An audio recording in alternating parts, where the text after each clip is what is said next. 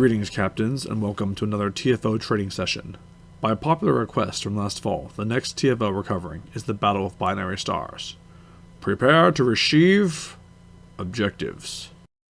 When the battle starts, defend the Shenzhou, keeping its health above 80% for 4 minutes.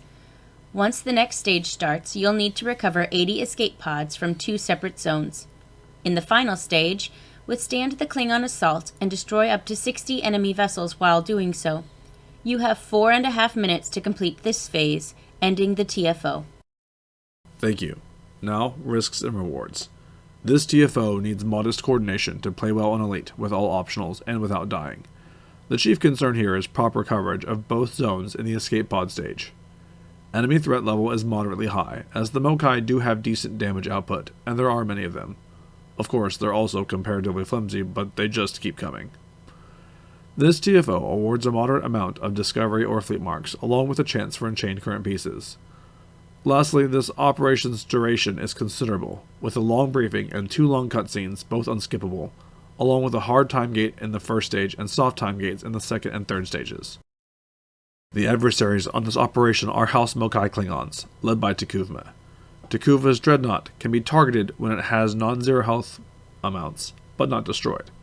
If its health is reduced to 0, it will temporarily become untargetable until it regenerates.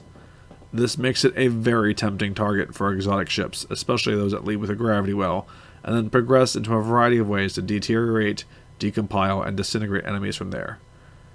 As a great philosopher once said of exotic builds, you make a pile, and then you punch the pile, and Takuva's Dreadnought is the most punchable of targets.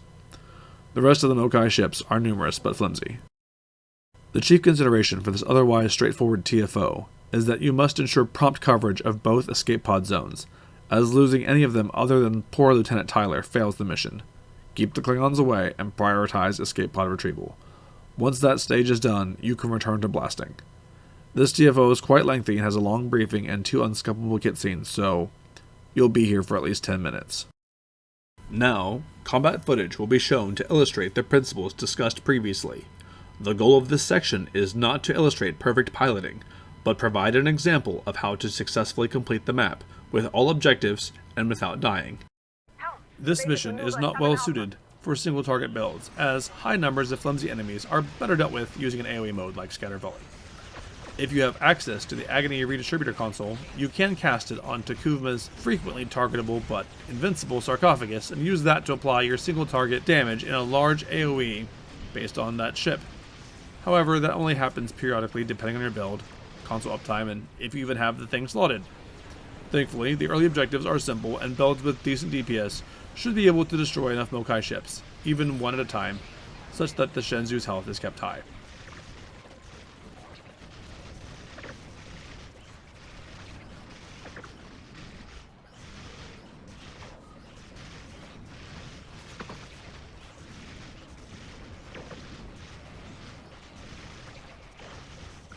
Remember to keep all your weapons firing by targeting ships in your 4 arc. Generally, single target builds are flown nose on, but it doesn't matter too much. The challenge here for single target builds is that by not eliminating the ships efficiently enough, you might start taking more damage due to the enemies simply surviving longer, as I do here. Keep calm, hit your emergency heal or shield buttons. If that doesn't work, flee via evasive maneuvers or find a way to cloak or placate your enemies.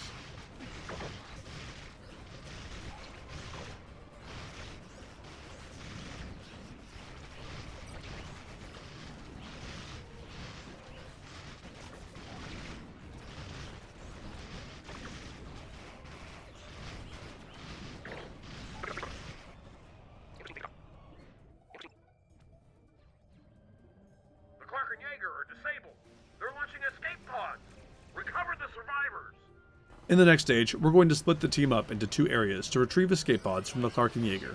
Immediately use a speed boost like evasive maneuvers to move to one of those areas and start retrieving the escape pods. In this case, I moved to the Jaeger zone at the top of the minimap. Combat does not interrupt this action, and neither does taking damage, so keep firing while you rescue escape pods, but do stay in the circle as there is a tether range. With 2 of us at this zone, it progresses fairly quickly. Don't panic if the UI shows 0 out of 80. Focus on the smaller box that tells you how many pods you have left. That one generally stays updated. The Rescue 80 Pods objective will eventually update. The other zone finishes at about the same time, but in case that doesn't happen for you, move over there if you finish first and help them out.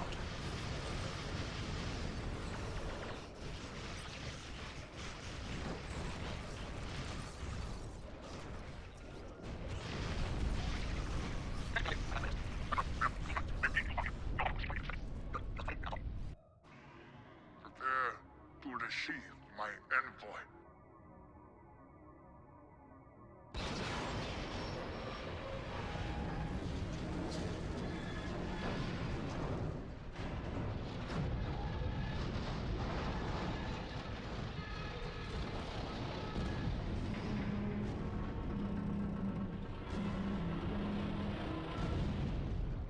After the second cutscene receives the envoy, it's time to clean up the Klingons.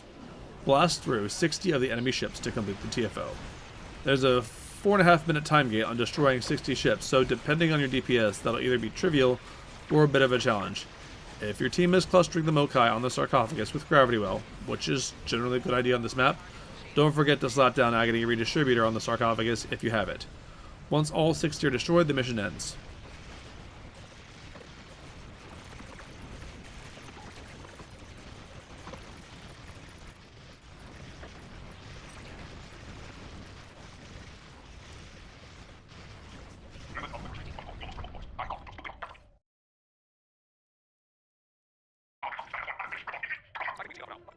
Captain, if this breakdown helped you in your quest to play Stowe better, please consider liking this video and subscribing to our channel.